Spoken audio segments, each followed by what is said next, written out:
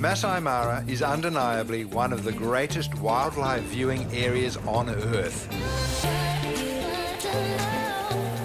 For us, it's the midway point of our Victoria Falls and East African adventure with scenic, but for these guests, this scenic and rich bush breakfast is the grand finale of their epic journey, one final chance to soak up this sensational landscape.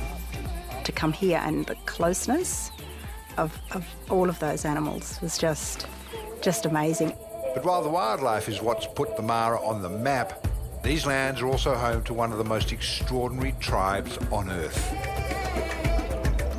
You've probably seen footage of the Maasai, coloured beads, close-cropped hair, the brightest of clothing and the most enviable of bone structure. But beneath the striking athletic exterior lurks a fearsome reputation. Renowned as ferocious warriors and cattle rustlers, the Maasai not only prefer their meat raw, they like to wash it down with pure cow's blood. As you digest that, consider this. Although circumcision is practiced in many cultures, the Maasai prefer to perform it without anaesthetic. I approach these guys hesitantly. The physical stereotype is true to reputation, the bright red colour used to scare off predators and to find other Maasai in the bush. Is that wildebeest? No, this is kudu. Kudu. Which is our traditional mobile phone for communication.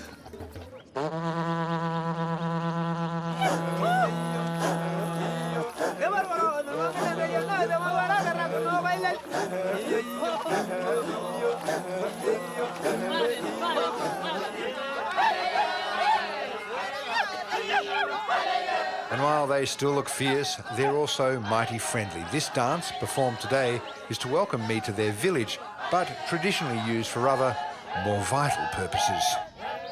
So what's the idea with the jumping dance? That's for you to be popular in the area too, Yeah. and also for you to have many girlfriends. Right, so is it the guy that jumps the highest gets the most girlfriends? Absolutely, and also it depends how we, with the necks, Yeah, so yeah. They not only jumping. Okay, Yeah, right. yeah. The presentation as Yeah, well. the presentations as well too. This simple nomadic lifestyle has changed very little over the centuries and is a fascinating contrast to Western society. How many wives do you have? One at the moment. Yeah. How many do you plan to have? 3 to 4. Really? Yeah. 3 to 4? Yeah, and actually it depends on the number of the cows because we normally pay dowry. We normally give in 10 cows for one bride. So we'll say more cows, more wives because of the dowry.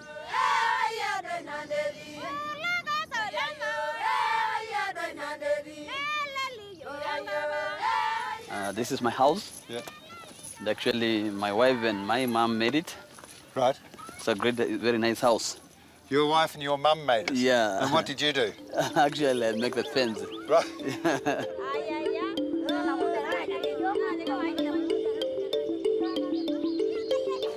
Welcome and please watch your head. Okay. And it's a bit dark, but if you stay for a minute, your eyes, they get customs.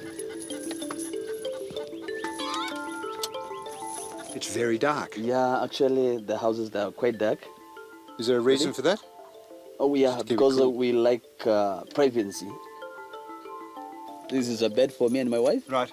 And actually, this is another bed for our children too. Okay. Okay. And you see, like, we normally use cow hide as our mattress. Yeah.